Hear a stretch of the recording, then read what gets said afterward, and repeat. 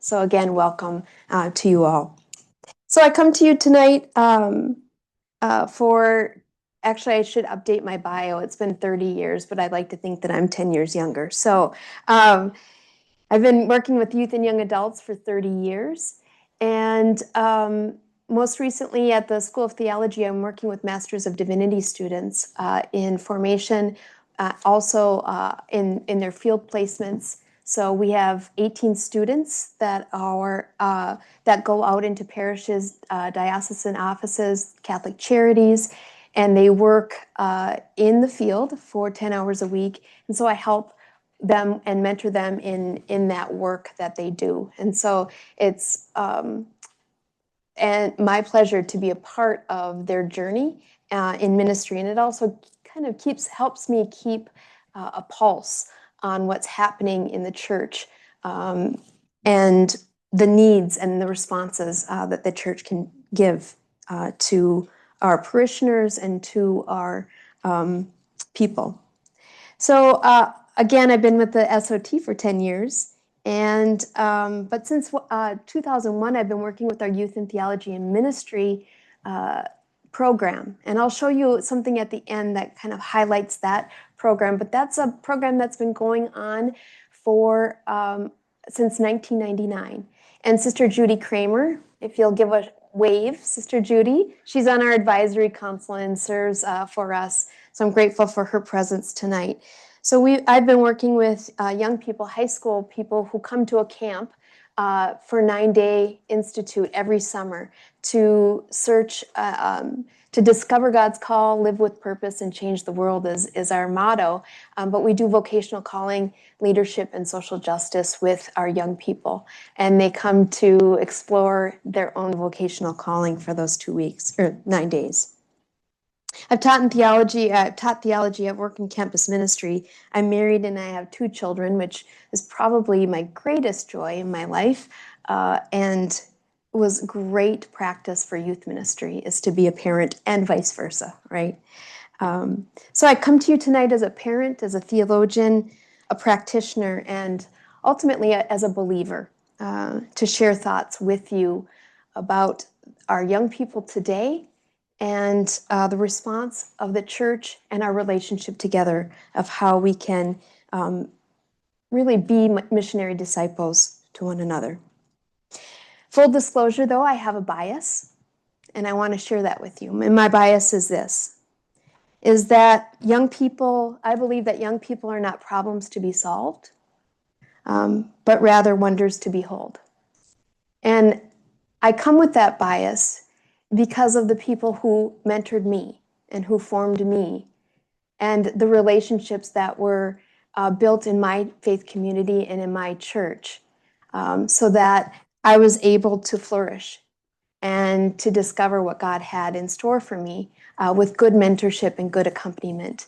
And I think that's what our church calls us to do and to be for one another. And so tonight, that's the premise with which I share with you some data, some anecdotal stories, but then also some implications and some ways forward where we can bring hope into the world. But it's done so in a mutual way with young people as our partners, and how we are together building up the kingdom. So I'd like to, and again, the first thing online, if Teresa, if you're looking online, and please chime in. But I'd like people in the room and those who are joining us online to shout out something that you believe in.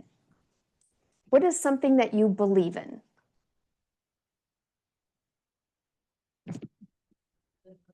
Oh, Jesus risen from the, you're starting really, really strong, Patty. Thank you. Excellent. And chocolate chip cookies. Very important. Very important. Thank you. Anyone else? Yes. True presence of Christ. True presence of Christ. Deep crowd. Already. Excellent. I love it. Communion of saints. We're just doing the creed. The scientific method. Scientific method. Excellent. Thank you, Meg. is also important that New Testament Okay, is historical. yeah, scripture. Excellent, thank you, Leroy. Anyone else? Beauty even in everyday life. Beauty in everyday life, Sister Judy, thank you. Beautiful. And very Benedictine. Yes, yeah. In all things give thanks. In all things, give thanks. So gratitude, right? I'm going to grab my water here for a minute. Excellent. Well, you are far more deep than I'm going to share with you right now. But any online? Okay, great. So when I was growing up in Duluth, I'm one of 10 children, and we lived in a really great house, but it was very small. And we didn't have a lot of gifts or a lot of extra things, right? But Christmas was a big deal to us. And so I believed in Santa, and I believed in Santa really. I was A+ at believing in Santa. And it was pretty magical. My parents created this whole atmosphere of what it meant to be in and to believe in Santa Claus. Our life was also, when Christmas came around, our life was about church, and our family went to church a lot, and all of our friends were from the church. And basically it was centered around that, but then we would come home and Santa had visited, and okay. So when I was at an age, well, I won't reveal now because you'd probably think, wow, you're pretty old to believe in Santa. But my brother, you know where this is going, took me aside. He's like, hey, I got to talk to you about something. And I was like, what? And he's like, you're too old to believe in this. And I said, what? He's like, there's no Santa. And oh my gosh, I was just devastated. And he was like, you're just too old to believe in stuff like that. And I cried and cried and cried. My parents had something to say to him, believe me. And he told me all the other things that I shouldn't believe in too. But he said, I should have been old enough to know not to believe in that. And I was just absolutely crushed, right? This belief that I held on to, that I had a lot of joy and love around, was just, oh my goodness, how could he do that? But did he really crush my belief? I don't think so. After the initial shock, 30 years later, I realized that my brother didn't actually crush my belief at all. What he did for me is he reordered it. A shift took place, and I was moved from believing in Santa to believing through Santa, believing in a visible gift giver, right? To the invisible gifts of love and generosity and self-giving that Santa actually represented. So the magic of Santa didn't really disappear, but perhaps became more real because I came to believe and I came to know that actually where that spirit lives is in our hearts and in family traditions and in giving, and I still believe in that, and I still cultivate that with my own family, right? So that moment taught me something that's really, really important, and that is that I'm still unpacking this today, but belief isn't a single thing that exists or doesn't exist. It has layers, it has order, it has movement to it. It's not static at all, but it's dynamic in a living relationship with truth that grows and deepens, and perhaps even reorders itself as we mature. So this is where we find ourselves tonight in this discussion as we look at how young people approach their own faith and their own belief. So I've chosen Beyond Belief, How Belonging, Joy, and Encounter Awaken Faith for Young People Today as a title. And, beyond belief may seem extreme, like either good or bad, like it's beyond. But hopefully by the end of tonight, we'll have some ideas and intentions around how to interact with and accompany young people on their own faith journey that can inform our own faith journey as well.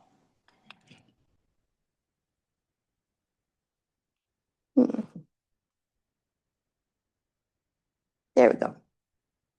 So the traditional, and I'm going to unpack this later too, but the traditional, I want you to look on the left here. The traditional model of how we believe, really, became prominent in Christian tradition in the modern age, so 19th and 20th centuries, where religious membership, belief in doctrine, and moral behavior were tightly linked. And the expected progression was for faith formation in parish life, is that individuals first needed to accept the church's beliefs, then demonstrate correct moral behavior before finally achieving full community membership and belonging. Does this seem familiar to those of us in the room?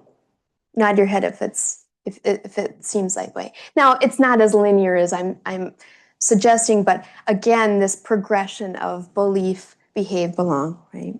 But the new reality is what some of the data is showing us and some experience is showing us, so both qualitative and quantitative data, is saying that there's a reorder, right? There's this reorder of belonging, behaving, and believing. Now notice the theology hasn't changed. There's still belief in there, right? There's still behavior in there of a moral life, but it's shifted a little bit. And that's because the context and the pastoral response has also changed to our young people. So our world has changed and how and what we know about that, and that matters in our ministry and in our accompaniment of our family members that are young. And that's the basis of tonight, okay? So this is where we're going. There's 4 key movements that I'm going to share with you tonight. The theological grounding around young people and their ministry. Some generational research that I hope that you contribute to tonight, depending on what generation you're from. And some practical framework. And of course, our framework here is the Catholic Church, the Pope Francis, Pope Leo, as well as the U.S. Catholic bishops have come up with a framework for us to help in our ministry. But if you have other frameworks, if you're from a different denomination, to share those as well. And then kind of this context of what is actually happening in your small area, right? So if that's your family, your parish, or your work, or your community. What I'm not going to do is give you a one-size-fits-all. Like, this is the formula in order to reach young people. If we had that, then I wouldn't have a job, right? So there's not one way to evangelize or to claim that all young people are experiencing what the data is showing either. But again, to give you some trends to help. So are you on board with that? Are you ready? All right, excellent. I'd like to begin with a scripture verse as part of our first theological grounding. And I'm asking Angela, one of our members in the community here, to read it out loud for us. Angela, could you come up front so our online is, and Grace has a mic for you. Thank you, Grace. And if you'll come by the podium, that would be helpful. Don't get too close to your mic. No, I'll move away. Okay, Jesus heals a boy possessed by an impure spirit. When they came to the other disciples, they saw a large crowd around them and the teachers of the law arguing with them. As soon as all the people saw Jesus, they were overwhelmed with wonder and ran to greet him. "What are you arguing with them about?" he asked. A man in the crowd answered, "Teacher, I brought you my son, who is possessed by a spirit, that has robbed him of speech. Whenever it seizes him, it throws him to the ground. He foams at the mouth, gnashes his teeth, and becomes rigid. I asked your disciples to drive out the spirit, but they could not. You unbelieving generation, Jesus replied. How long shall I stay with you? How long shall I put up with you? Bring the boy to me. So they brought him. When the spirit saw Jesus, it immediately threw the boy into a convulsion. He fell to the ground and rolled around, foaming at the mouth. Jesus asked the boy's father, how long has he been like this? From childhood, he answered. It has often thrown him into fire or water to kill him. But if you can do anything, take pity on us and help us. If you can, said Jesus, everything is possible for one who believes. Immediately the boy's father exclaimed, I do believe, help me overcome my unbelief. When Jesus saw that a crowd was running to the scene, he rebuked the impure spirit. You deaf and mute spirit, he said, I command you, come out of him and never enter him again. The spirit shrieked, convulsed him violently, and came out. The boy looked so much like a corpse that many said he's dead. But Jesus took him by the hand and lifted him to his feet, and he stood up. After Jesus had gone indoors, his disciples asked him privately, why couldn't we drive it out? He replied, this kind can come out only by prayer.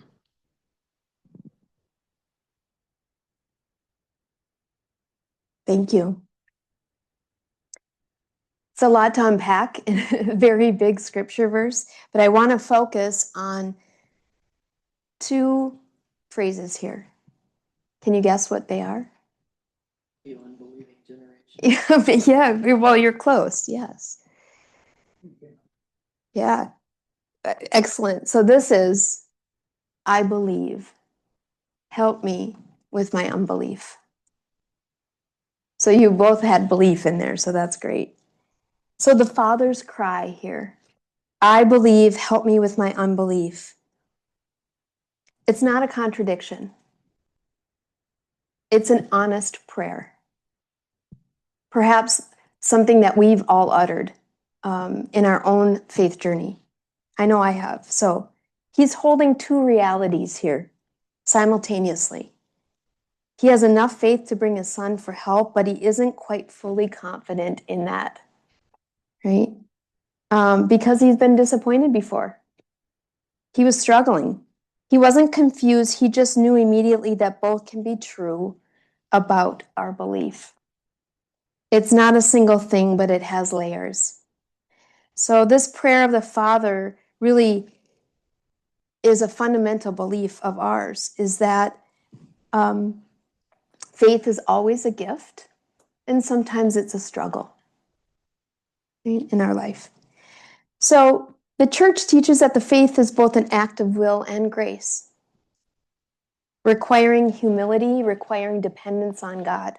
And so the Father models honest, vulnerable faith in this, and acknowledging his weakness and asking Christ to strengthen what he lacks in himself. So this is the believer's journey, right? An invitation to continually surrender to God, to help, and to ongoing conversion of our hearts. So Augustine called this emerging faith, a faith that's real but not yet fully mature. And so Augustine is a great Christian theologian, and he understood belief to be dynamic and grace-filled process rather than a single moment of like intellectual agreement. Like, I believe and now it's all good. And we know that you just have to live a week to know that that's somewhat of a difficulty times. So he believed that belief begins with God's initiative, and God's grace touches our heart and mind, and then creating the very possibility for faith. So we can't will ourselves into faith. The capacity to believe itself is a gift. So that's the message, right? He emphasized that faith is not a human achievement, but a divine action in which that we participate, and we for that invitation. So he Very much. Thought that belief until the will freely assents. And it's the heart's consent, really, not just the mind's acknowledgement of God in our life. So this is why he could say that belief is ultimately about love, that we believe because we're drawn by what love and authentic Christian faith is, working through love. Also, he insisted that belief is never purely individualistic. So those around in the table here tonight, and in the room and online, is that we believe within and with the church, the community of saints, the believers, the people of faith. One personal faith is always situated within the larger community of believers, past and present, and it helps us. Believe so that you may understand. I believe in order to understand, and I understand to better believe. But our culture teaches differently, right? Think about your own context of your own life. So understand first, then believe. Get proof, then commit. Figure it all out, then you can trust, right? That sounds rational, but we know for the deepest realities of our lives, like love, meaning, God, that order makes knowing really impossible, right? So thinking about your own life, you didn't understand friendship, probably before you made friends. You just made friends, and then your understanding came. You didn't understand love before you probably loved someone. I mean, you heard about it, maybe, but you took the risk, and then you comprehended what love is. And maybe for some of us in the room, for all of us, really, our calling of meaning in life. You didn't understand maybe it before you took faithful steps forward and then committed. So that's what Augustine means here, is that belief precedes understanding. You step first, you commit, you take the risk, and then understanding grows. And that's what the Father did too in the scripture. First, the Father didn't say, Jesus, can you first explain to me how you're going to heal? I'd like to know the theological grounds for which you're healing tonight. But that honest, struggling belief is enough, because it's not an intellectual conclusion, but really the act of choice of trust and to step into relationship with God. So now here's what's fascinating about young people today.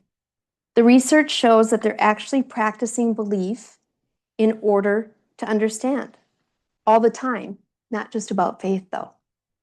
So the research on Gen Z, how many of you know somebody that is between the ages of 14 and 27?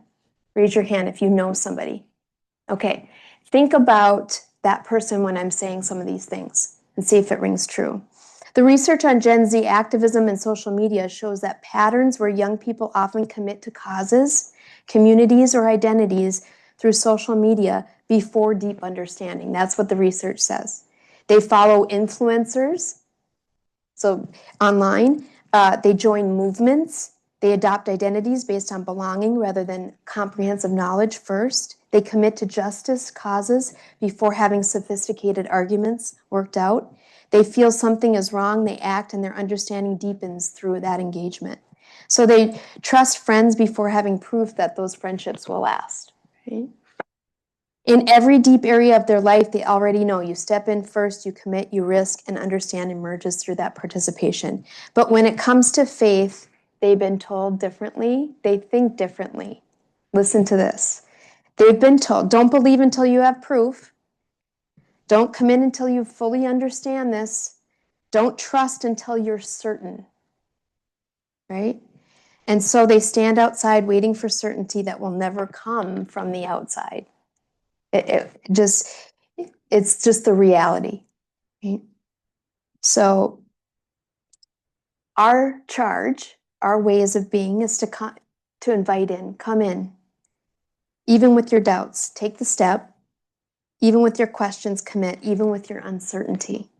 Because understanding doesn't precede faith, it grows from within faith. And the best way that we can do that is not just with our words of come and invite, but modeling that ourselves. Bearing witness to that in our own lives. So, We know why believing and faith are important and the relationship between believing and understanding for all of us, young people included. However, what I'm suggesting tonight and what I want to unpack next is how people come to believe, and this shift and this reordering.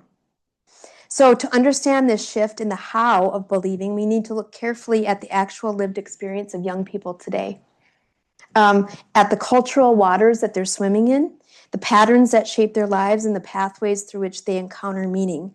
So what we'll discover is that Gen Z, and I'll show you what that is, and Generation Alpha aren't approaching faith the way other generations, probably all of us in this room, approached faith. That's what the data is showing us. And this isn't a deficiency, it's just a difference, okay? The journey toward belief follows a fundamentally reordered sequence. So it's actually something that many of us inherited about how faith formation should work. And so we have to think about how we accompany young people today.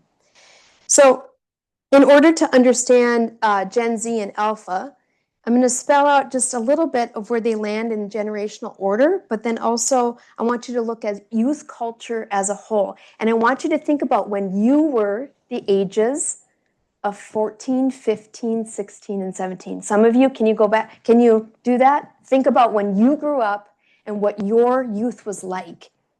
And your context matters as well. So if you're in rural Minnesota, if you're in urban, in a city, if you didn't grow up in Minnesota, what did that culture look like? So I want you to recall those times. But there was a social construction of adolescence. We didn't always have adolescence in our vocabulary, in our vernacular, right? So what happened is that it was built and it emerged as a distinctive life stage through industrialization, through modernization, right? So it was driven by largely economic, educational, and political changes. So it wasn't distinctly separate from the family. So young people contributed as part of the ongoing roles of the family within communities. And we didn't talk about teenagers until much later, okay? So with industrialization and modernization, adolescence became a distinct life stage influenced by schooling. So when schooling was required and it was mandatory to go to school, okay? Segregation by age and labor market shifts, okay? So the institution of adolescence was shaped partly for social control and economic purposes. The modern youth culture emerged in the 40s and 50s when teenager was coined by advertisers. So think about in the 40s, what was happening in the 40s? What's that? Yeah, the war, exactly. So post-World War II, prosperity and mass media accelerated youth culture formation. So again, this teenager didn't emerge until the birth rate after the war, creating what generation? Baby boomers, the boomers, right? In the 50s, television arrived on a mass scale, giving adolescents additional outlets for entertainment, and then lots of music and access to all of those things, right? Tailored to the teen taste. So youth culture looked differently within each generation when they went through this period of adolescence, okay? So builders are from 1925 to 1945. Now, I should say generationally, when we're talking about this, these are primarily used as tools, you know, to kind of, sociologists use these at times. So it's give or take a few years, but this is what they came to, the span, between 14 and 19 years, right? This is the agreed upon formula. So if you're part of the generation that if you're willing to raise your hand, right? Do we have anybody in the builders generation here? Excellent. Okay, how about the boomers? How many boomers do we have in the room? Excellent. Gen X? Do we have any millennials? Z? Okay, probably not alpha. And then you'll see where we're going with generation beta. They already have this gamma, right? So in the future, they're already anticipating what that might look like. So there's not a lot of research on builders as an adolescence. Why? Given what I just said, right? Adolescent construction, social construction of adolescence didn't really have a formal in that time period, right? So if you're part of that generation of the builders, you can inform us at your table when we break up into our small groups of what adolescence was like for you to inform us. But the boomers, again, my boomers in the room and online, adolescence for boomers occurred mainly in the 60s and 70s, a period defined by post-war prosperity, right? The civil rights movement, countercultural revolutions, I'm not going to get everything here, but I'm giving you this picture, right? Anti-war protests. Youth culture was marked by idealism, social activism, and search for meaning beyond traditional norms. Music. What was your music, boomers? Rock and roll, that's right. Folk music, that played a huge part in identity, okay? And faith expression was often tied to traditional religious institutions, though many began questioning organized religion and exploring spirituality outside of established churches. When I looked up, I was doing some research for this, and I was like, is there a song that kind of identifies boomers? And you know what came up? I'd like to teach the world to sing in perfect harmony, right? So that was kind of the one. How many of you remember that Coke commercial, right? Excellent. So think about when you were growing up, what was that like? Did anything ring true here? You'll share with your table.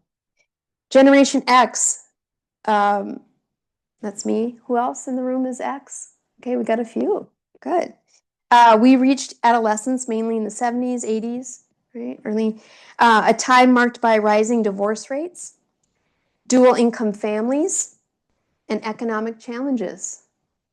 And they were often latchkey kids and growing up more independent due to less parental presence at home. Youth culture was defined by various subcultures, including punk, goth, new wave, grunge, hip hop, and the emergence of MTV as a cultural force. Okay, so Gen Xers were the MTV generation shaped by cable TV and early personal computers. Okay? So they're often described as cynical, pragmatic, self-reliant. But faith expression among Gen Xers was more individualized and less institutional. They were somewhat less involved in organized religion compared to boomers, but often maintained spiritual beliefs in a more personal or diverse way. The phrase that was accompanied Gen X, do you want to know it? It's 10 p.m. Do you know where your children are? Right? That was played at 10 o'clock at night. Millennials, who are my millennials again? Excellent. Your adolescence span in the late 90s, right? Early 2000s, should be. During the rise of the internet and social media, your culture was heavily influenced by digital technology and social connectivity, with a growing emphasis on inclusivity, diversity, and social justice. You experienced a cultural shift toward a more connected, but also pressured and sometimes anxious, and that word came up a lot, youth experience. The real world, Napster, sharing and downloadable music, Columbine, 9/11, all kind of created your ethos.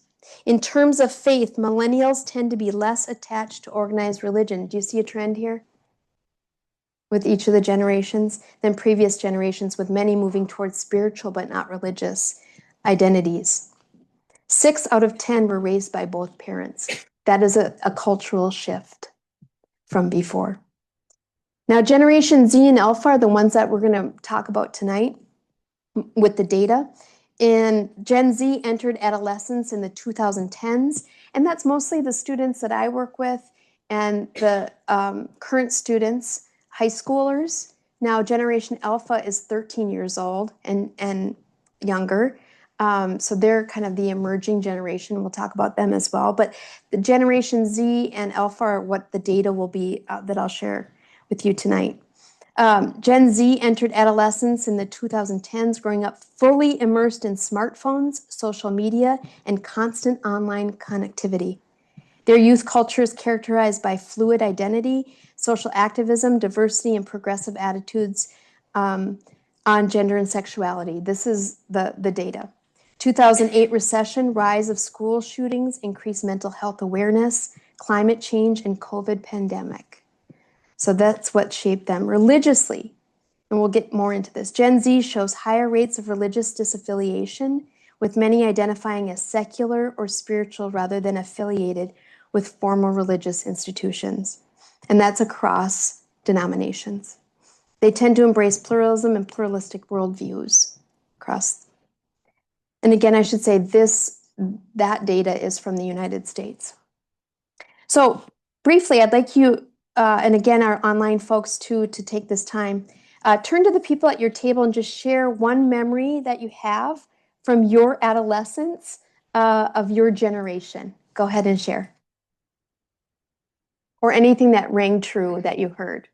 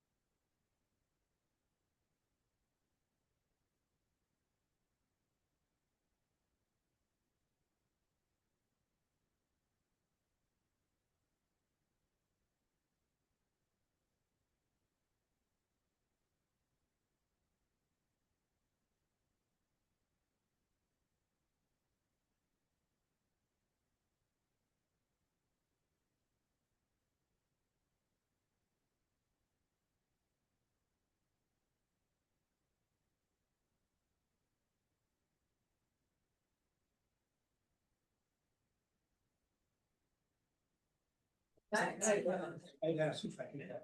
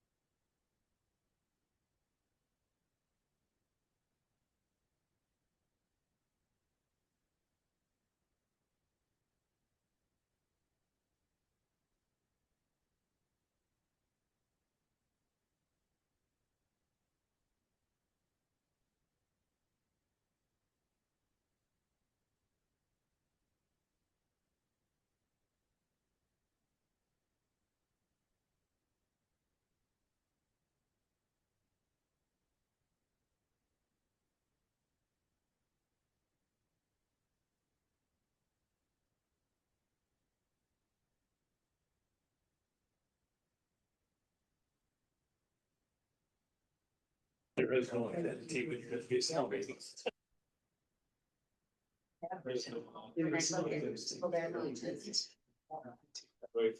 Don't get the same.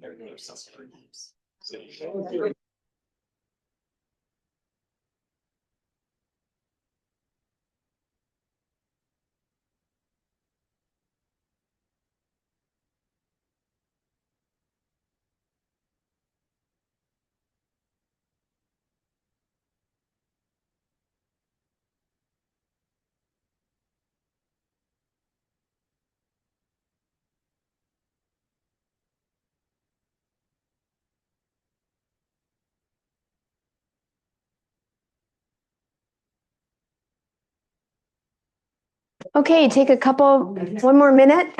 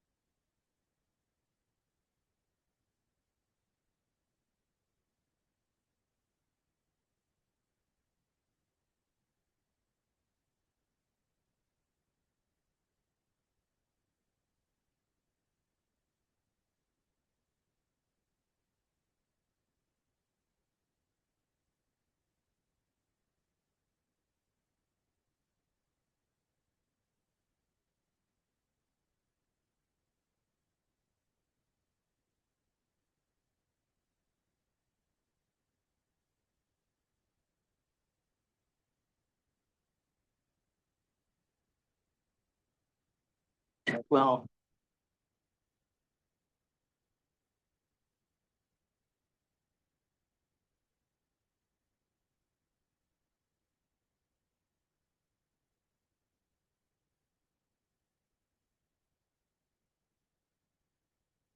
Okay.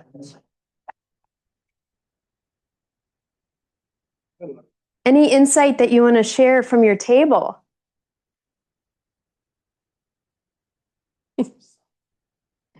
What? Really quiet. It got very quiet. That's okay. I came to buildings. Yeah. Actually, not so much I was involved, but my dad, all like, they just had bought a farm, neighbor to their farm in 28.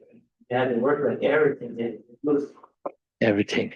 Yeah, they bought my a farm in 1928, and that was the most expensive farm that they bought was before the Depression. Mm-hmm. They worked to save it and so forth, and so that's a story I remember more so than myself. I grew in 42, and then we didn't have electricity yet. Yeah. I remember when we got our electricity and television.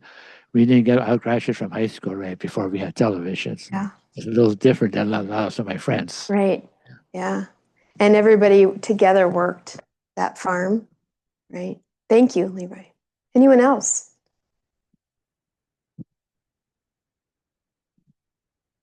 The builders too.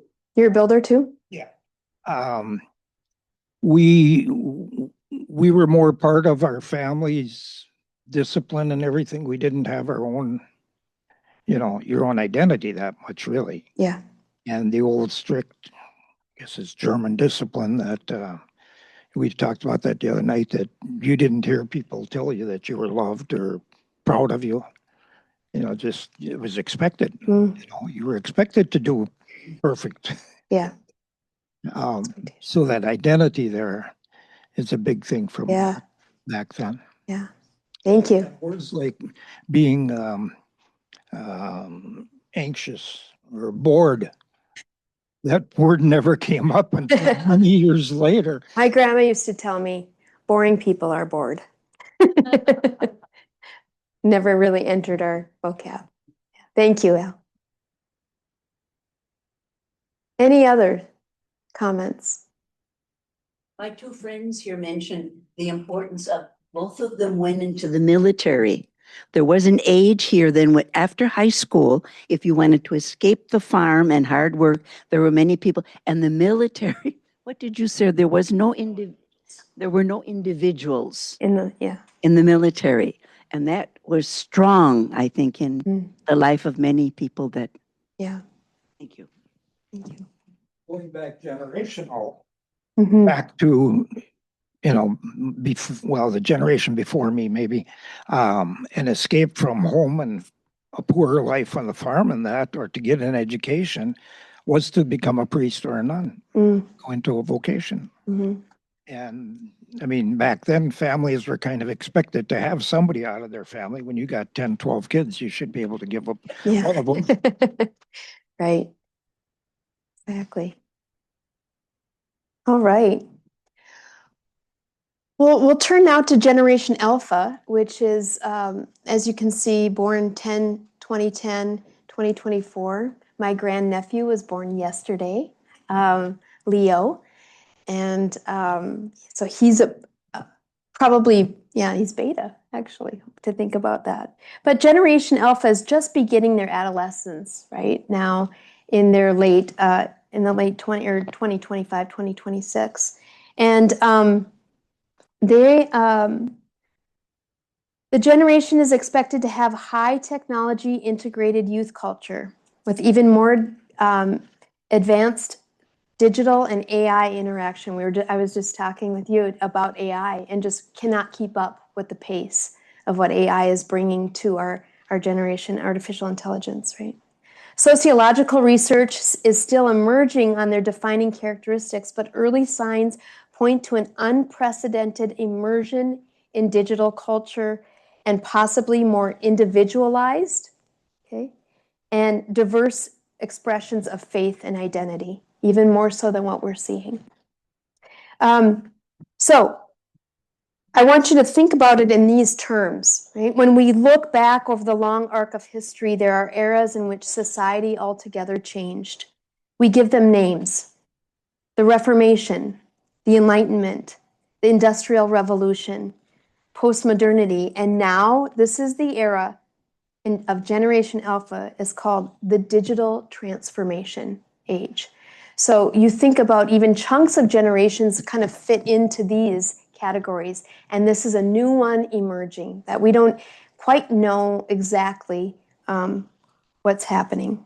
So this is also a worldwide statistic. So McCrindle is a sociologist out of Australia. So some of his statistics are Australian, but also he brings in the United States as well. Some key characteristics of Generation Alpha that I think that are important. They're digital. So young people in this generation are getting their screen or their phones at an earlier age. And can you guess what age that is? 6 years old. That's right. With more screen time. So this is in the US. 4 hours to 4 hours to 4.5 hours a day for 8 to 12-year-olds. 13 to 8-year-olds, 7 hours and 22 minutes is the average. And portable devices they have access to more information, but less adept in practical skills to navigate that. So they're less socially engaged because of it. But then they're social in a way that they're connected to and shaped by their peers. That's what social means in this context. Okay. The social world alignment is with close friends. Okay. And family with social media influencers as a primary source of recommendation to them. So they take influencers' opinions pretty seriously, and their opinions, right? They're also global, so they're more aware what's going on in the world with technology. There are no boundaries. So when the only screen time was in the TV in the living room, there was one TV. So parents had a lot more control over what was being shown. That's not true when you have it in your hand, right? So they're having a lot more access to the world, which is, it's not It's not bad, altogether bad, but parents have a hard time monitoring what that might look like, right?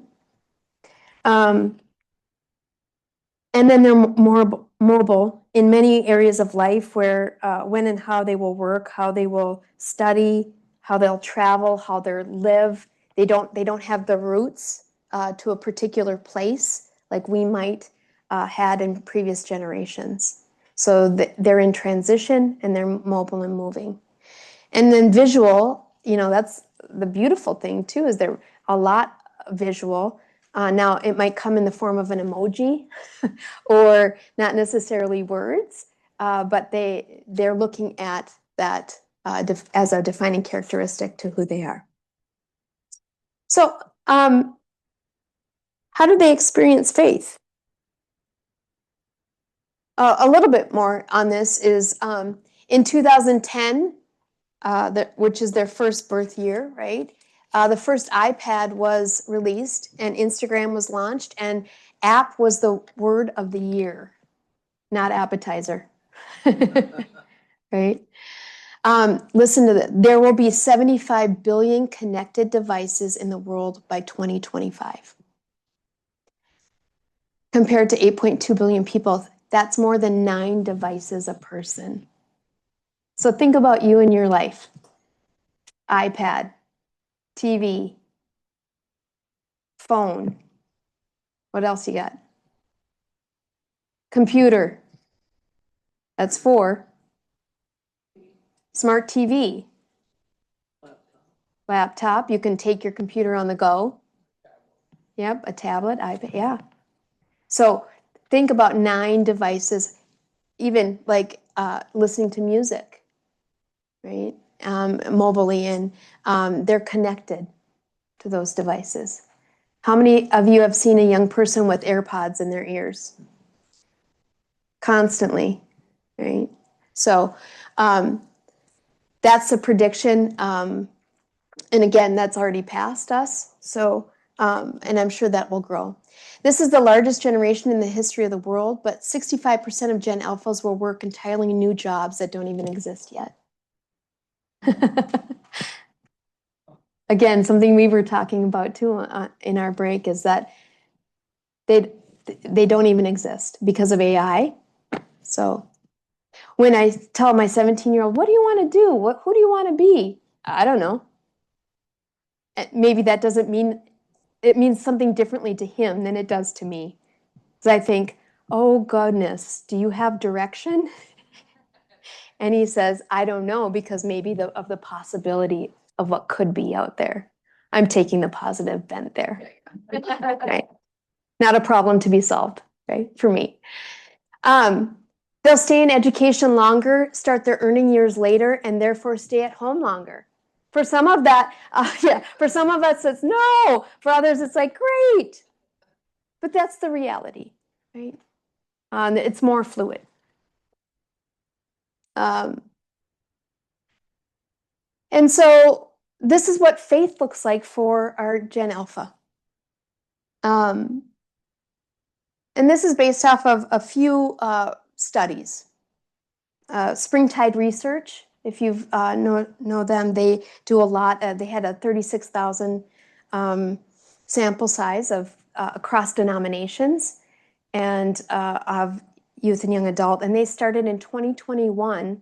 So it was post-pandemic or mid-pandemic, I should say, but really talking about uncertainty and faith and what the world was bringing them. And so that emerged out of that, and now they've been continuing their research. So young people construct their faith through something called faith unbundled, combining elements of belief, identity, practice, and community from various religious and non-religious sources, right? Then receiving these elements from a single system. Okay. Partaking in beliefs and practices to the degree that suits them without any formal commitment. Now, this is a general sweeping, but how many of you can see some of that evidenced in the young people that you know, perhaps? Right? Yeah. How they experience community. Of the young people who identified as very religious, less than half 40%, told us they found connecting with their faith community helpful during challenging or uncertain times. So what type of community matters? It matters to young people. These are young people who are already committed to their faith community, and they're saying that connecting to them is helpful. And we know that our world provides a lot of uncertainty. Questions welcomed. So the research says that Gen Zers, both Gen Zers and Alpha, explore the boundaries of their faith and enjoy the journey toward finding their unique relationship to God, with the path to connections not being linear necessarily as it was for past generations. So they want to be able to ask questions and not be judged. That's basically it. And young people say that they feel connected to nature, 52%. So it's an integrated faith for them. And all of humanity, 39%. Showing faith as part of a young person's movement towards several sources of faith integrated throughout their life. So this has implications for how we accompany young people. That integration, that it's not just one way, but rather multiplicity. Faith and mental health. Listen to this. This is a very big one, okay? In the data collected in the past 3 years, more than half of young people say that the biggest challenge to them was their mental health. Those who identified as religious or spiritual say their faith practice positively impacted their mental health. Those who claim to be very religious reported the highest rates of positive mental health. It matters. It matters. Young people recognize that faith, identity, and practice can have a major impact, positive impact on their mental health. Dependent, this is where you come in as well. You come in all of it, but dependent on trusted adults. As the number of trusted adults in a young person's life increased, the level of loneliness and purposelessness decreased. Trusted adults in their life made a difference. So while 24% of those with no adult mentors said that they never feel their life has meaning or purpose, with just one adult mentor in their life, the number drops to 6%. That's incredible. To be able to, accompany, maybe you can't accompany 10 people in your church, but you could do one. And that matters, right? So young people value relational authority, built on 5 traits: listening, transparency, integrity, care, and expertise. With 83% saying that they are more likely to take advice from someone who cares about them. If they feel that somebody cares about them, they're going to listen, and they're going to, it's going to make a difference, and they'll take that advice. And 65% saying a person's expertise doesn't matter if the person doesn't care about them at all. So you could be the smartest person in the world. If you don't exude that relationship and that care, which seems like common sense, but it's good to hear that, right? To say, it matters. The experience of the sacred in everyday moments. So young people said sacred moments help them feel connected to something real. 87% said that. Or feel that they were in the presence of something larger than themselves. So sometimes with young people too, we have to name those sacred moments. We don't always have to name every sacred moment, but to point that out, to be able to talk about God's presence in our everyday, ordinary lives is also very important. And then faith expressed through social justice and activism. Young people are just as likely to be drawn to a faith community because they're engaged in activism, social justice, or charity. 29% said that, as they are by shared beliefs. 29%. So it's the same.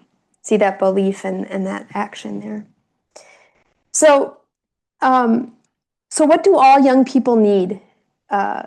Fundamentally need to thrive, right? So this is where our theology comes in and does some practical work here. We attend to the research, we listen to the voices of young people, and we glean wisdom for ministry. So when youth ministry emerged as a distinct field in the mid-20th century, along with youth culture itself, it drew on psychology and sociology to understand adolescent development. So it was really, really important, despite all the cultural shifts that we've just explored through builders up until Alpha and everything in between, how we have many differences of how we've experienced the world. Research spanning the 5 decades or 5 generations consistently identify the same 3 essential markers of healthy youth development. Okay? And this comes from Erickson, it comes from psychology. Sticky Faith is another Search Institute from the early 90s, and Fuller Youth Institute that helps with this. And those 3 are identity, knowing who you are, belonging, experiencing meaningful connection, and purpose, understanding why they matter. This is healthy youth development. Okay? Who am I? Where and with whom do I connect?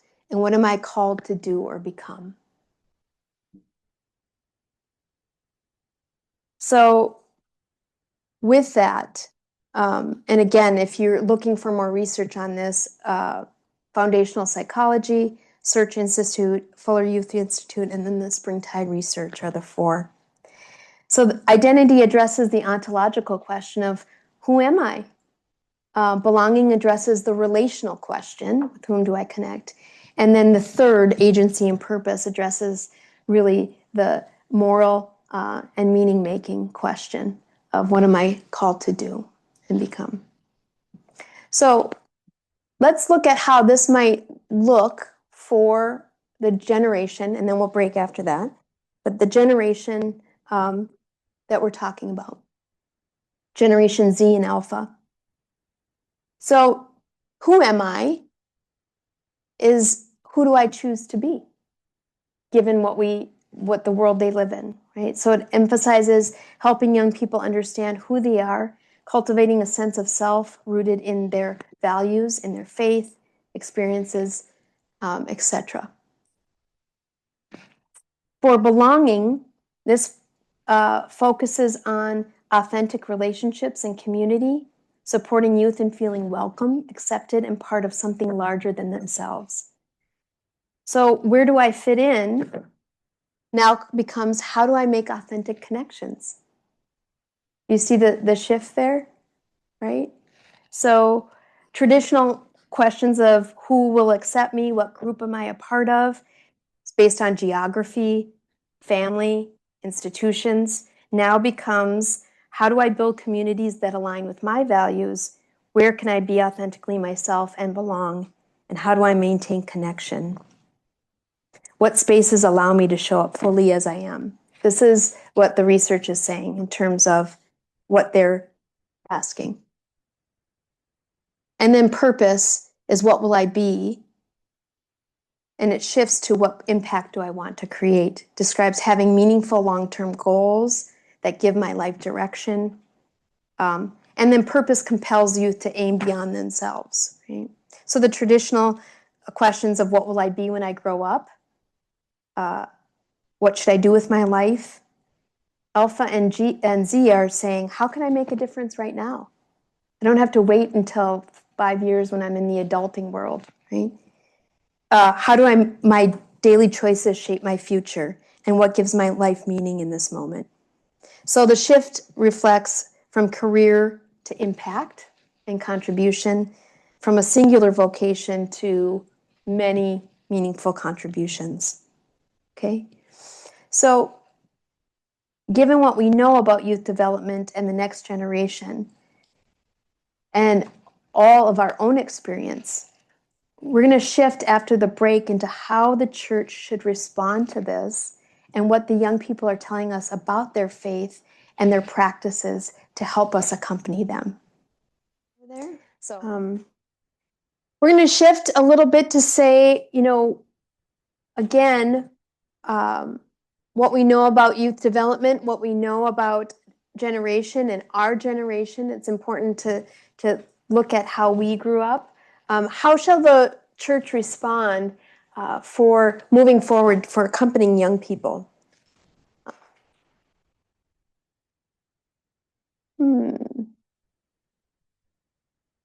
Yeah, let's see. Thank you.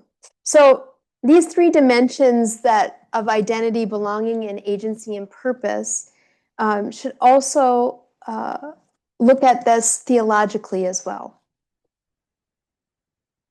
Thank you.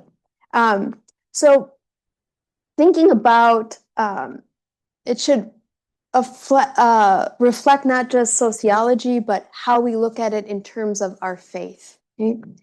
So identity expresses the imago Dei, the image and likeness of God, the dignity. Okay? Belonging reflects our design for communion with others. It's not just an individualistic world, but it matters that we're together, that we're bound together. Okay? And then purpose that embodies our calling to participate in God's mission in this world together. That our purpose and our meaning is derived from that, of missionary discipleship. So that really developmental needs become also fundamentally spiritual realities and spiritual needs for young people as well.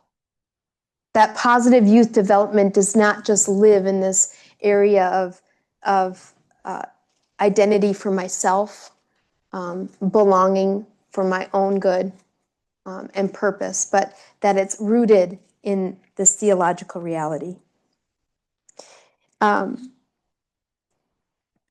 So the next turn in youth culture calls us beyond a generational categorization, right, to ask a more fundamental question, is how does the church offer young people formation or accompaniment that addresses these needs? Anchoring their identity in Christ, fostering a belonging to God's people, and empowering a purpose through participation in God's greater story. So given what we know about how youth culture has changed and given our world, we now look at belonging as a sort of pathway to believing from that first slide that I shared with you. And again, it's not at the cost of the other two, but it's a sense of how our young people are responding. Right? So the old paradigm or the old model is that you learn and accept correct doctrine and teachings, and our catechesis begins with creedal statements. And once you believe in these truths, then or knowledge of transfer is a primary method. You follow the moral codes and religious practices and adherence to moral teachings. Now, this is, again, we don't leave these to the wayside. It's just reordered a bit, right? And then belonging is you're one of us because you believe and behave like us. And full membership after that, community as a reward for that. And this really worked when society was more uniformly religious, right? It worked when church attendance was expected. Still expected. Don't take that message as we don't expect you there, but when the obligation was still central, right, to attendance. Religious identity was inherited and passed on. Institutional authority was largely unquestioned. And, Christianity was the default cultural network or framework. And in our world, it's a different reality for a lot of our young people. Not necessarily because of the community, there's local community, but because of that globalization that they understand and experience the world at their fingertips, right? So the emerging paradigm recognizes, and again, the linear order is not really the point. It's just that how are we looking at and intentionally being part of this belonging, right?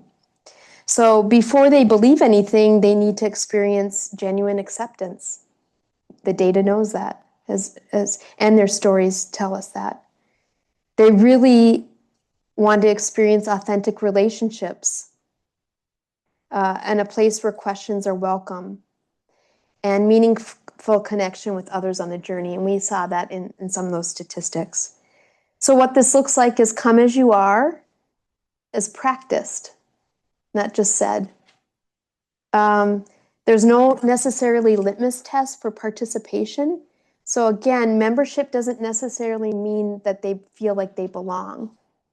So even if they're a member of the church or member of the faith community, it doesn't mean that that belonging is there. So we have to cultivate that sense of belonging. Young people aren't projects to fix. We've talked about that. And doubts and questions aren't threats, but rather invited. And then relationships aren't conditional. So it seems common sense, but really this is what they're seeking. And they naturally adopt practices through that participation. They're practicing at this and a place to practice. So oftentimes my son, sometimes I think, oh, he doesn't know how to do this. When I'm asking him to do something, it's like, oh, okay, that assumption made. But so through belonging, they begin to participate in community practices. They serve alongside others. They experience prayer and worship as a way and engage in that as well. And then they adopt the rhythms of the community. Right? And so they join a service project because their friends are going. Or they stay for prayer because they felt that the community, somebody welcomed them into a different, something in addition to Sunday Mass. And then they ask, why do we do this? Okay.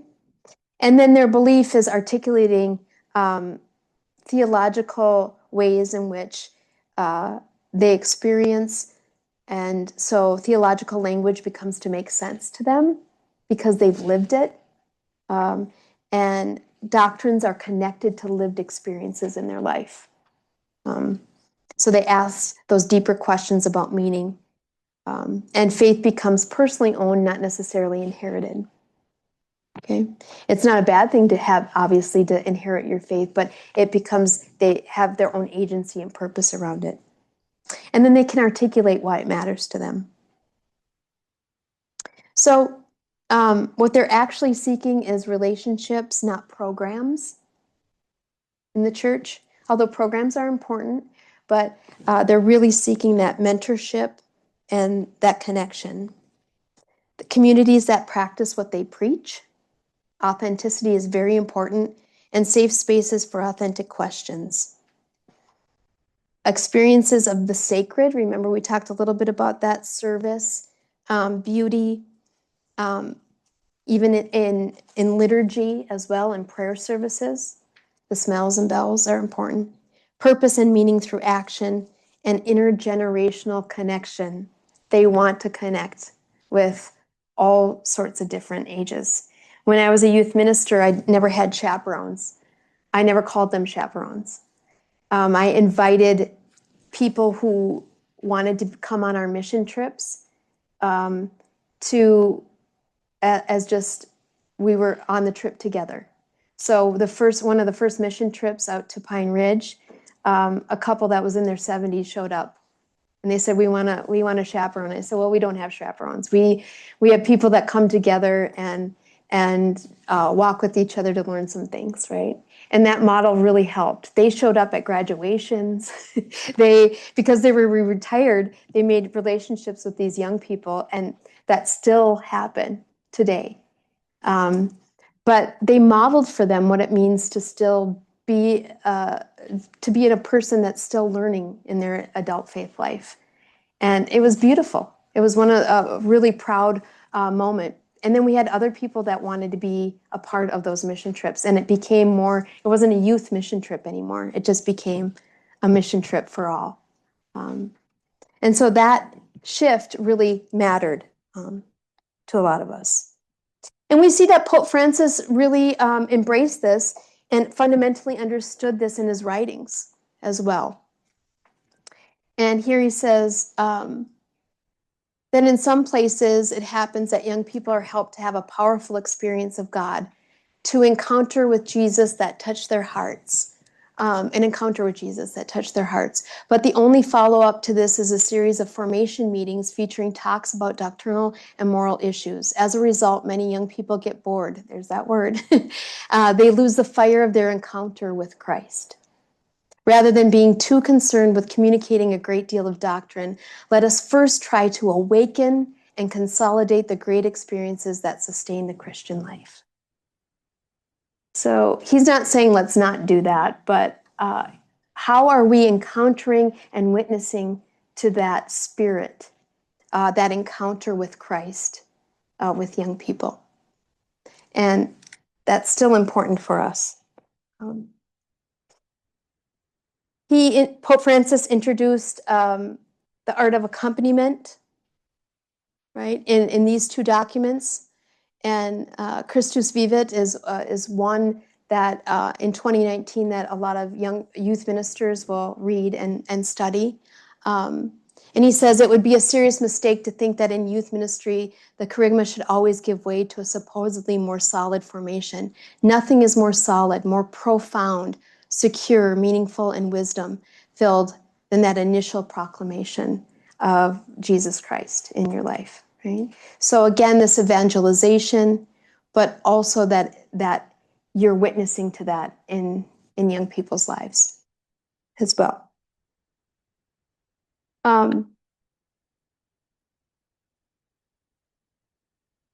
The church's formational response through frameworks like Listen, Teach, and Send give us some practical steps to how to accompany young people. So now here I want you to think about, who are you here for tonight, just to think about, or where do you encounter young people? Are you a grandparent? How many of you are grandparents in the room? Great.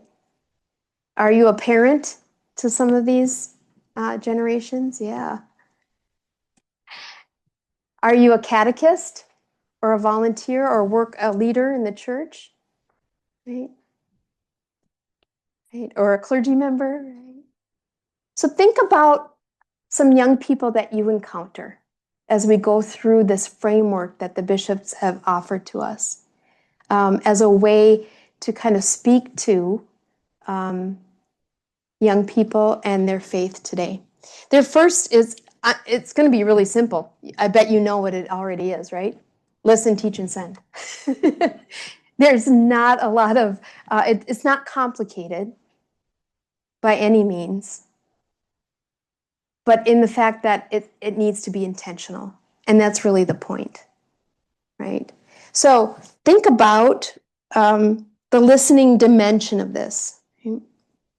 The listen dimension grounds all youth ministry in relationship and encounter. That's what the bishops and certainly Pope Francis, and we're seeing from Pope Leo as well. It reflects the church's commitment to this accompaniment, being genuinely present to young people where they are, not where we wish they would be. Boy, am I guilty of this as a parent. One time I heard somebody say, track how many questions you ask your young person, and they feel like they need to answer about, what are you going to do? Who do you want to be? What happened to, rather than asking them to tell a story or share with you your day, right? To model that. But to pepper them with questions. I'm so guilty of this, right? And then hoping that they answer in the way that I want them to, right? So listening for where they actually are rather than where we wish them to be. And again, this is not passive but active, contemplative listening that honors the Holy Spirit, right? In that, already at work in young people's lives. It's already there.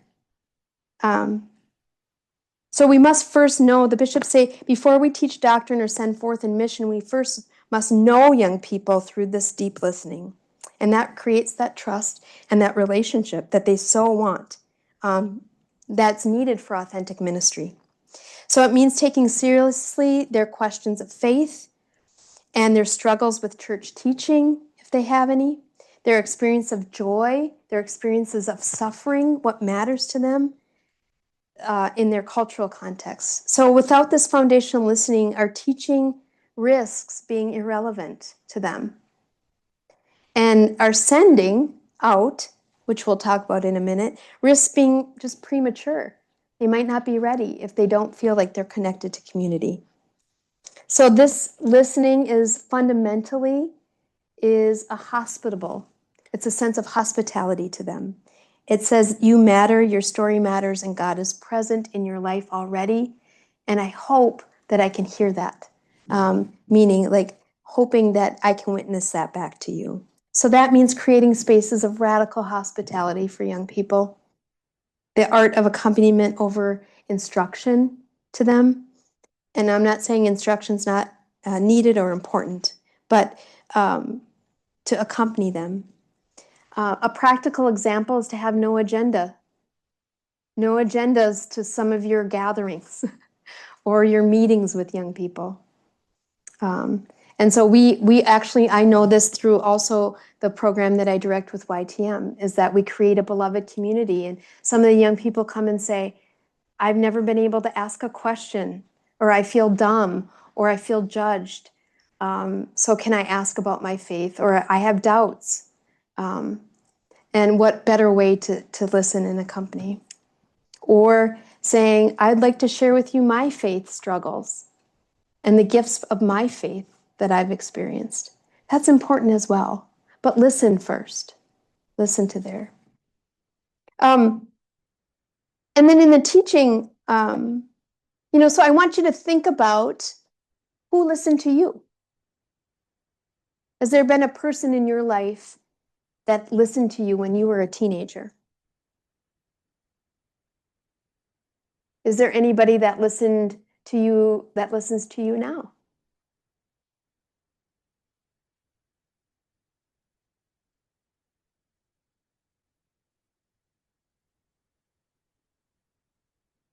It's important to think about that. Oh, there you are, Sister Judy. There she is.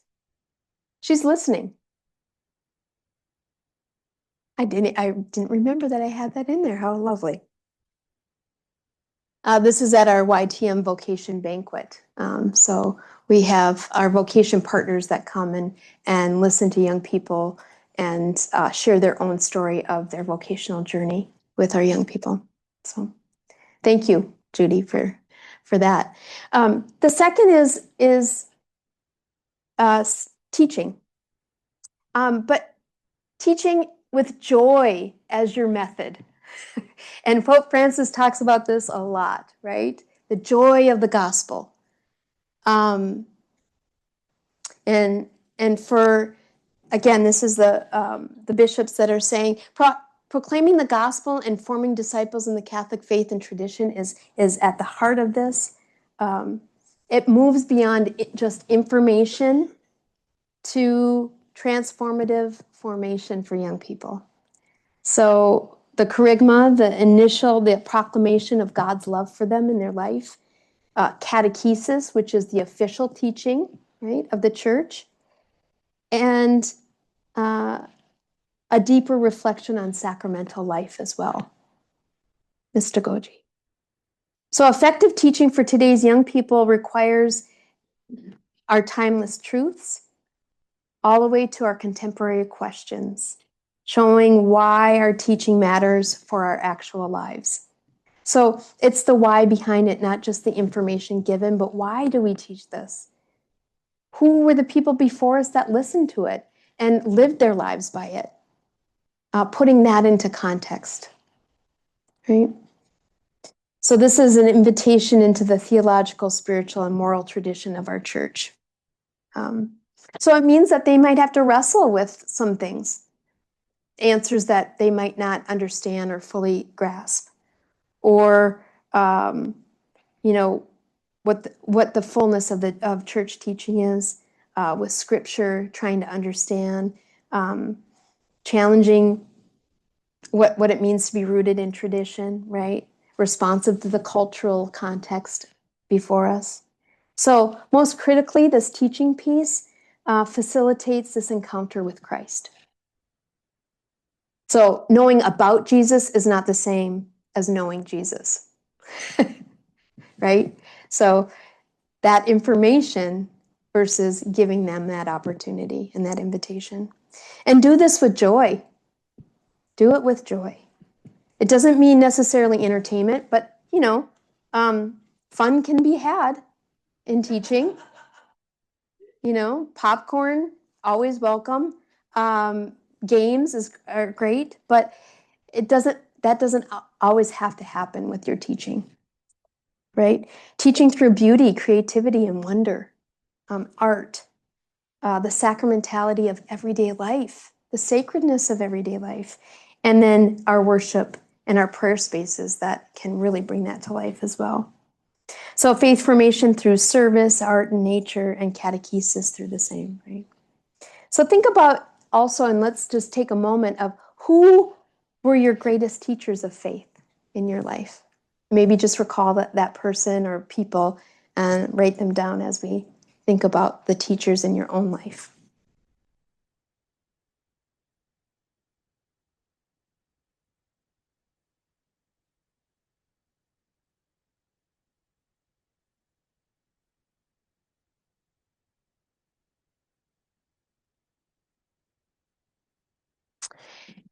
And then the send from the bishops, commissioning young people as missionary disciples in their everyday lives, right? So the send dimension completes the missionary arc of youth ministry, right? By empowering young people to live as disciples beyond the walls of their school or their family. So this is really what we're sending them out, moving them beyond from receiving faith to sharing faith. And it means that we're equipping young people with confidence, with skills, and spiritual resources to witness to Christ in their families, in their school, at work, and in digital spaces as well. So there's a lot of divine digital stuff out there, right? Of prayer apps and the Divine Office you can do online, and meditation, prayer spaces, to help round out their parish life as well. So it involves concrete opportunities for them to be involved and to practice their faith. So again, mission trips, service, justice work, evangelization, leaderships that honor young people as full bodies of the body of Christ, full members of the body of Christ, not just you can grow into this, right? It takes seriously that young people have unique gifts and they have unique perspectives and access to peers that adults don't. So it challenges the church not to minister to youth, but to receive their ministry from the youth as well. So this mutuality. So your faith isn't private, right? Your gifts matter, and the world needs you to witness. That's important.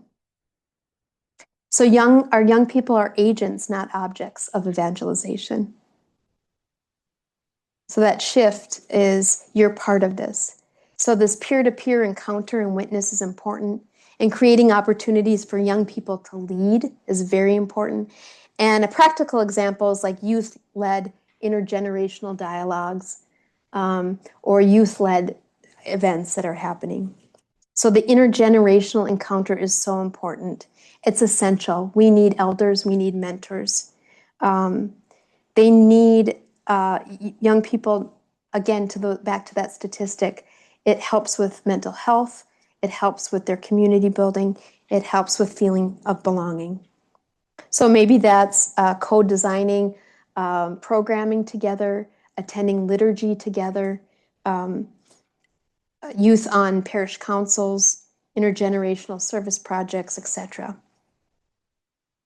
So today, I have some statistics about, so again, we have all three of these coming together: listen, teach, and send, belonging, believing, and behaving, and then this identity, purpose, and belonging as a way of developing and accompanying young people. So how are young people doing this today? Are we seeing shifts? Okay.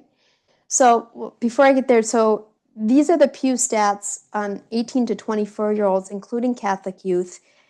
They remain far less religious than older generations.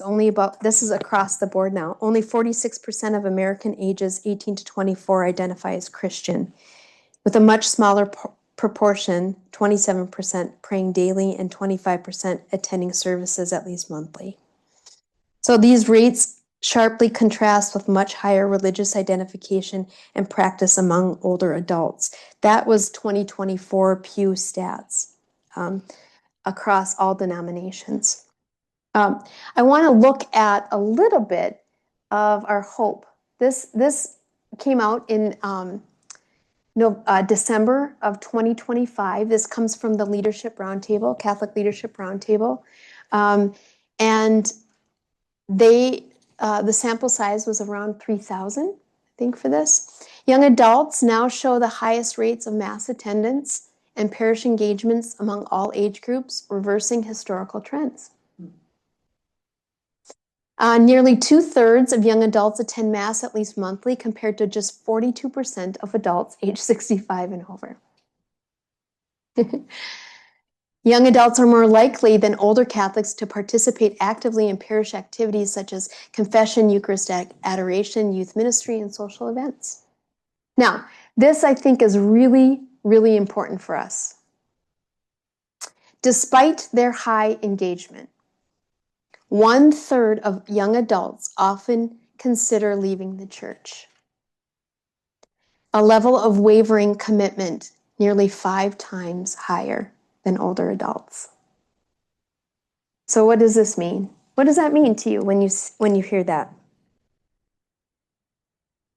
It's fragile, right? This signals that engagement should not be taken for granted. It just shouldn't be taken for granted. So when you were thinking about, yes, I'm highly engaged, 1/3 of them are like, well, I've considered leaving the church. So the primary reason cited by these young adults for considering departure is a mismatch between church teaching and personal values. So here we see a moment for us in thinking about that framework of listen, teach, and send. Are we listening to where this is at? Where is there that gap?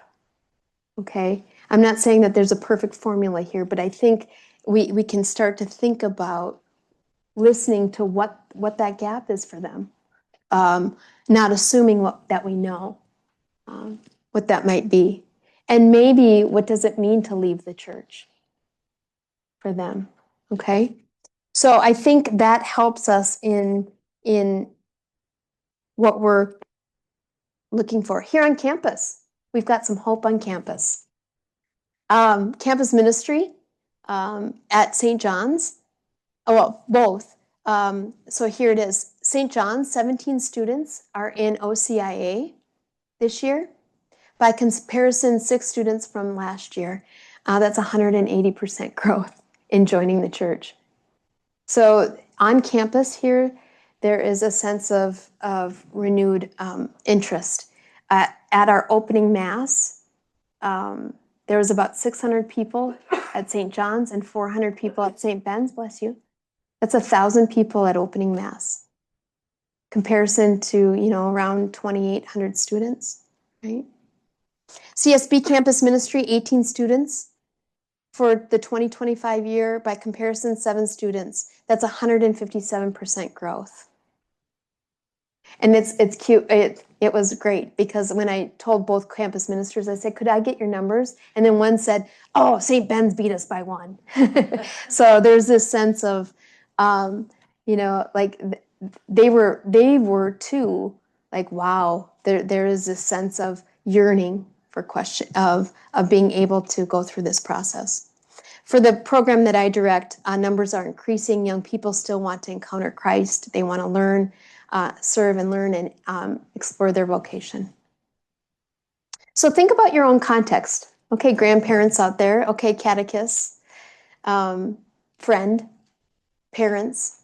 What would it look like for you to apply one element in your context? Let's just take 1 minute to discuss that. 1 or 2 minutes?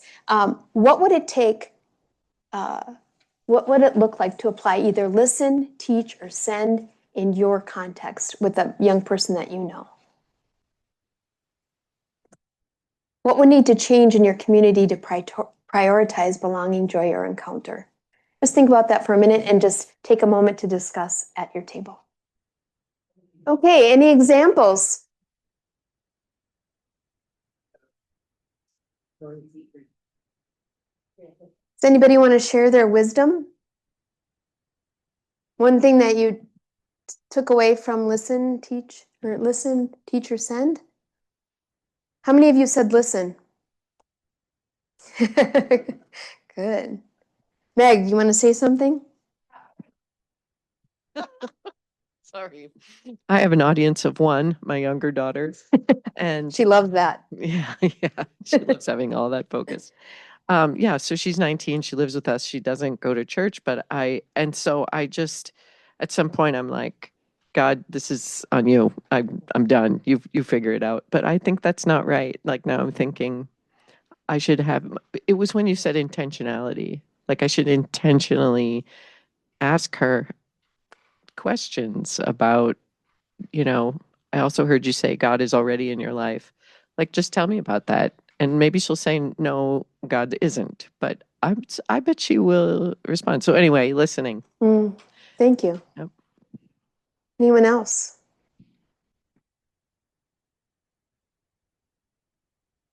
I just said to one beside me that I've been teaching religion after I quit the seminary Uh-huh. and farm for 50 years. But it's always a challenge. I'm always going to listen. I think it's very important. And I feel just happy that many after now teaching. And I'm impressed. And my challenge now is to remember the students' names and so forth. Yes. Yeah. Thank you. You're right. So, do we create space for young people to name their experience before we teach? Right? Does our formation, our teaching, spark joy, wonder, and beauty, or just information transfer? Right? Do young people have agency and leadership? Are they co-creating with you in the kingdom, right? In this reign of God?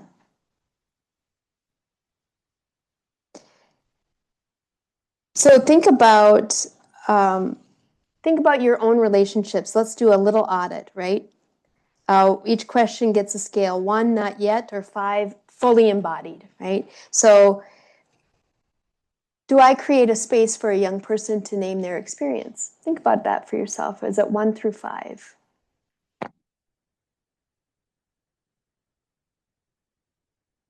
Does my teaching, however I teach young people, does it spark joy? Do I transfer that?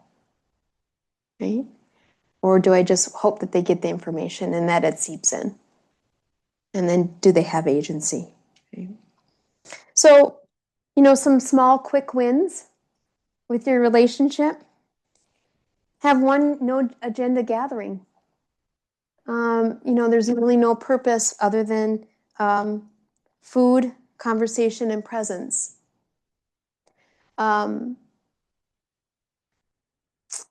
One experiential learning event that includes beauty or art or music for joy.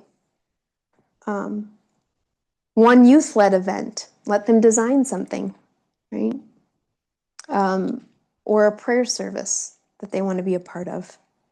And then an intergenerational sharing, story sharing opportunity for them. So this kind of goes with the 1% principle. Small changes create a momentum. And just keep doing those small, faithful steps. Right? So these are the gifts that Generation Alpha and Z give us today that These are gifts for our faith to learn from them. Authenticity detectors, right? They call out hypocrisy. Bridge builders across difference. They live in a world of a lot of difference, and they can teach us how to do that. Bless you. They're very justice-centered and want that integration. So listening to them in terms of, they might not have a fully formed integration, but they're able to, that passion and joy that they have of going to serve can help them and us. And then digital creativity and connection. They connect with people all the time across difference across the world. And how can that be a gift to us? Even asking them and listening to them about their stories of people that they meet. And then questions that push us to clarity ourselves, right? Why do we do this? I don't know. I have to think about that for a minute, right? And how important that is. So for me, the hope is that we have young people all around us that witness to this, that can help us, but that we together can experience the joy and the hope that they have within their faith, and to be that witness to each other. And it's quite simple. We all have a role. We all can make a difference. And I'd like to show you this video. Is this up, Teresa?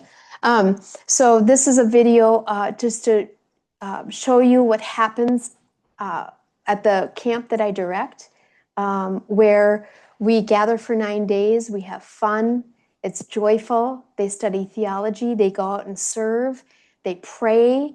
We pray every night together. We have not only liturgically like Mass and reconciliation and adoration, but we also do forms of prayer around this beautiful campus.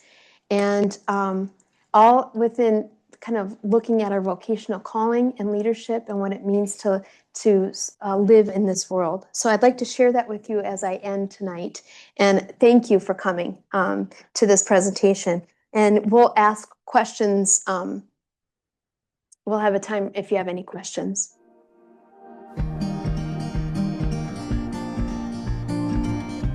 YTM stands for Youth Theology Ministry.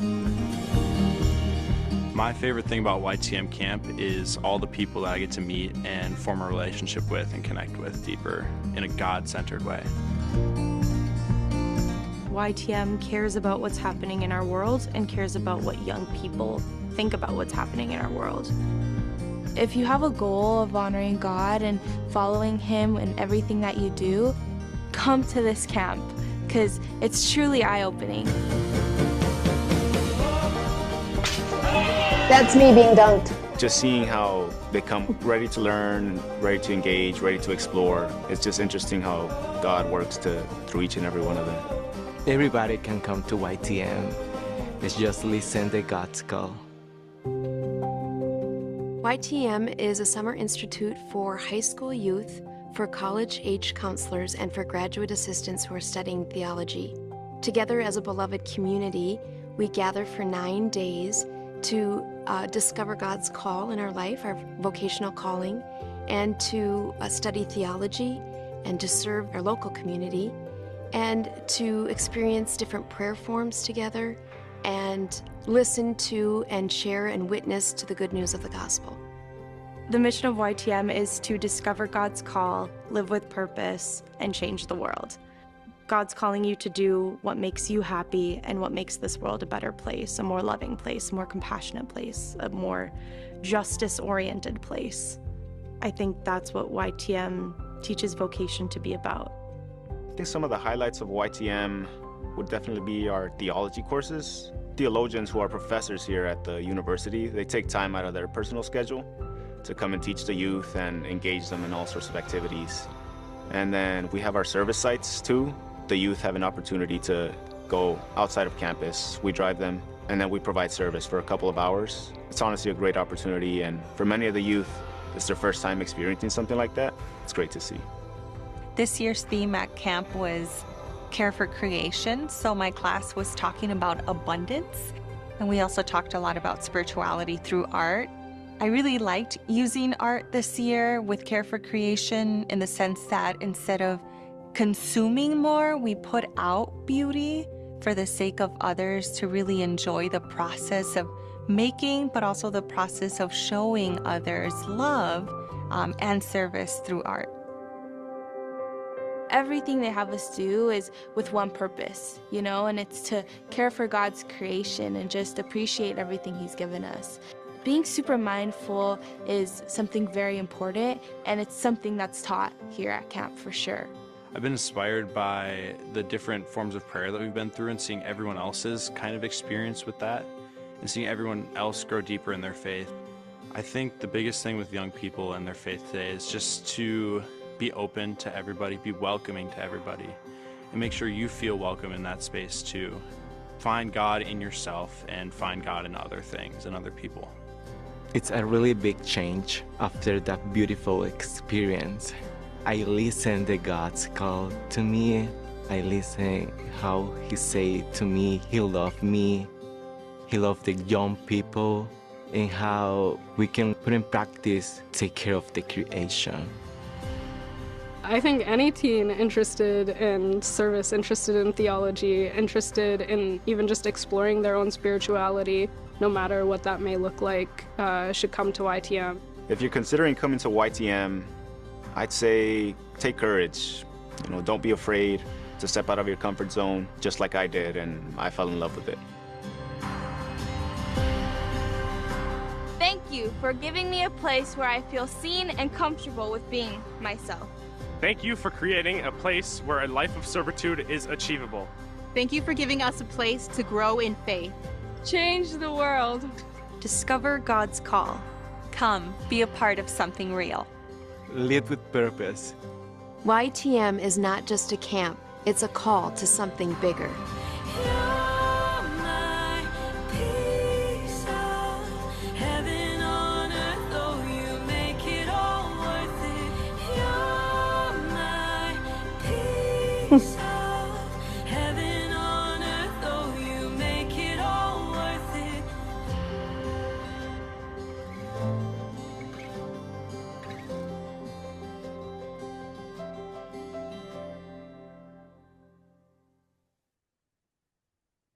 So that's my commercial for YTM, but really, you know, the beauty of this accompaniment, it's really been an honor and life's work for me. So they keep me young, that's for sure. But we have time for questions. So Grace has the mic, if you'd like to ask a question, yeah. Where is this video shown? Oh, where do I show it? I send it out to about 2,000 parishes in the area. Good. Yeah, in the region, through an email. Now, do they open it? I don't know. But we also have ambassadors that go out and talk with young people and invite them. Good. Yeah. I don't know if this is specific, but when you mentioned before the statistics of young people and that, it was really impressed me because I always say there's a pendulum. You know, it's going to come back. Everybody's worried. No, they're not coming back to church. And yet it's swinging. And to see that, I didn't realize that, but I should have, because I can see at my church that there's more young people there with kids. Yeah. And there was a period where we had very few real young and young kids. Year of hope, of Jubilee. Yeah. Anyone else?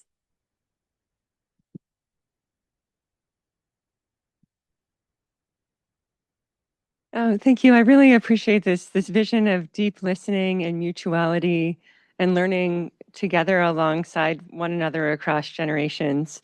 And I'm wondering if you can reflect a bit on what you've learned about prayer, which came up a lot in this video, about liturgy, through relationship with young people and on that journey together. Yeah.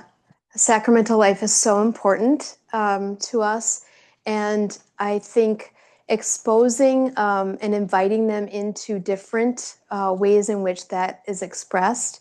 Obviously for us, liturgy, Eucharist is really important and central, but it shouldn't stop there meaning that there should be other ways in which, not to replace, but other ways in which we invite young people in.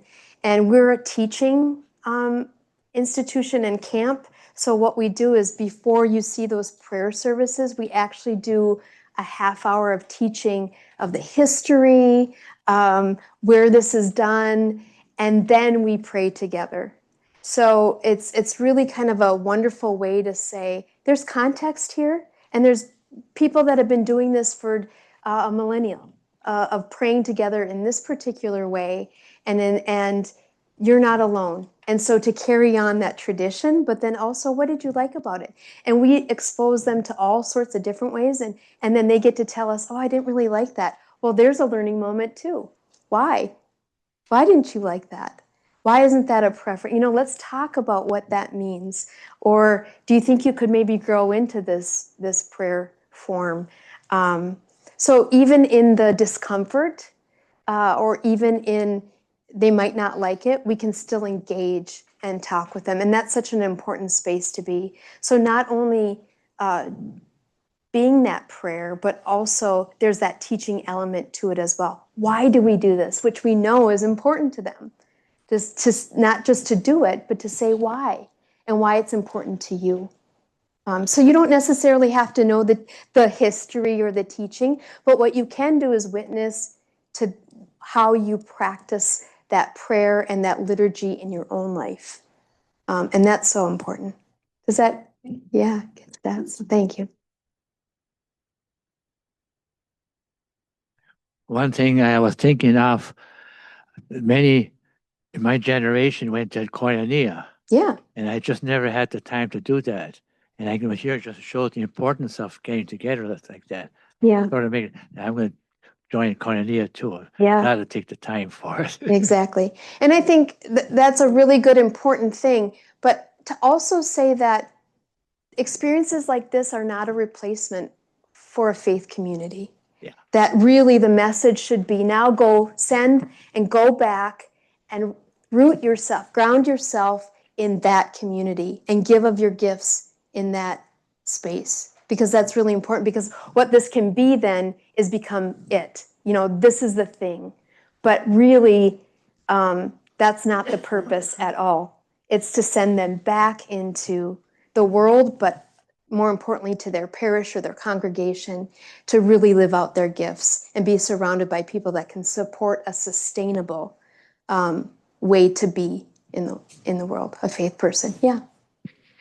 How do you keep connected Mm-hmm. with them? I mean, I was really involved at the tech program for a long time, and it was great, and it had a wonderful outcome. Yeah. But they kind of fall off the way after a while unless you try to keep a group going. And I wish I had the magic formula.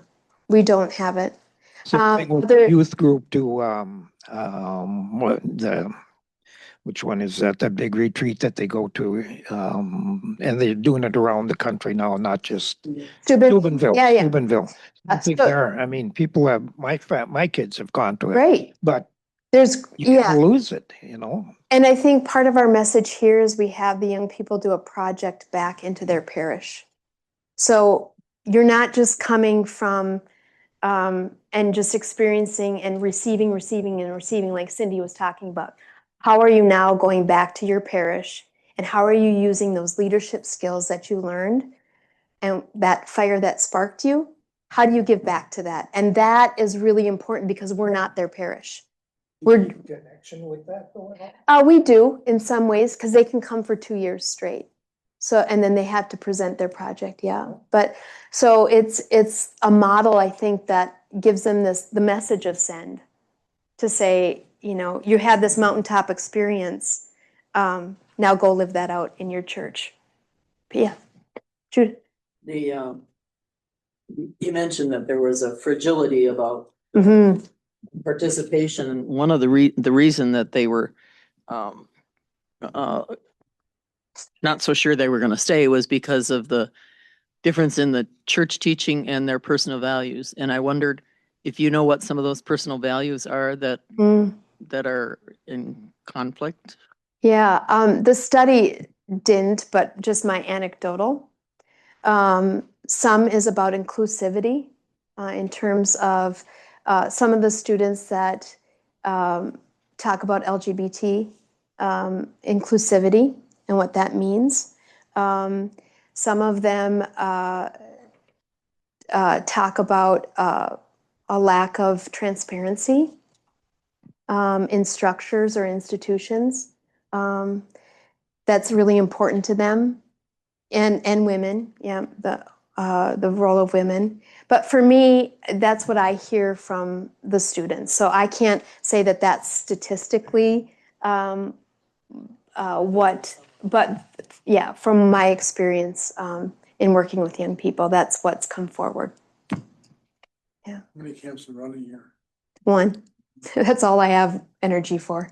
He said, "How many camps do you run a year?" I'm done. No. When you have camp time at night, cabin time. Yeah, so and then tell them about the no talent show. yeah, so we have a no talent show, and no talent really comes forward. But what Sister Judy is referring to is every evening we end with an examination of conscience in their cabin, and we call that cabin time, where they typically we used to do like, have you heard of roses and thorns? Like, what's the best part of your day? What's the worst part of the day? But what that was doing was it was only centering their own problems. And so it became like, these are my problems, these are my and it wasn't centered in a spiritual practice. And so about 10 years ago, we started to incorporate the examine of like, how do we root this? How do we talk about our day in a spiritual way that centers on God? And then how can I give back? So that is a real important, and we have data points that say that's one of their favorite things, so that it just doesn't become about me and me being able to say, which is important, say the good and the sufferings of my life, but really to root that in a spiritual practice and their relationship to God. It's not outside of that at all. Thank you. And it's daily. And it's daily, daily, important. Well, thank you so much for spending your Tuesday with me.